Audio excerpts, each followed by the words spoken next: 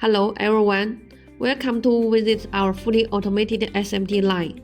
First, what you see is a feeder, which can accurately store and feed SMT components, such as resistors and capacitors one by one, providing stable material supply for subsequent process.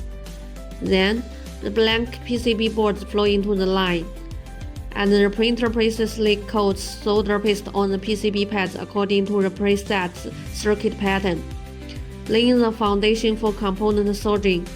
Next, replacement machine use high-precision visual precisioning to quickly and accurately place the components delivered by the feeder or to the corresponding positions of the PCB.